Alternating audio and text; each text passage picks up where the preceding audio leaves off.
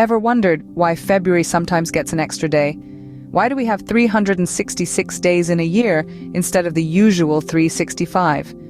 This is what we call a leap year. It's a phenomenon that occurs every 4 years when we add an extra day to February, making it a 29-day month instead of the usual 28.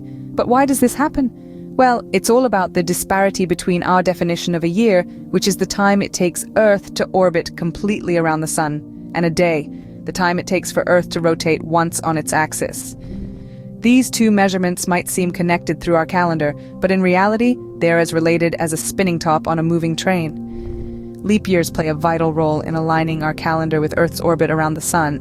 So, without this little adjustment every 4 years, our calendar would be seriously out of sync with the seasons. But who came up with this seemingly odd solution? And is it a perfect system? You may wonder. The credit for our leap year system goes back to Julius Caesar. In 46 BC, he introduced the Julian calendar, adding a day every 4 years to correct the calendar drift. But alas, it was an overcorrection. The Julian calendar didn't account for the fact that a year is slightly less than 365 and a quarter days. This resulted in a drift of about 11 minutes per year or 1 day every 128 years. Unacceptable, right? So in 1582, Pope Gregory XIII introduced the Gregorian calendar, which we still use today.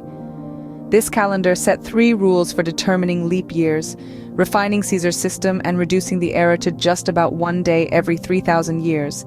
So, while our current system isn't perfect, it's a pretty ingenious solution to keep our calendar in step with Earth's orbit.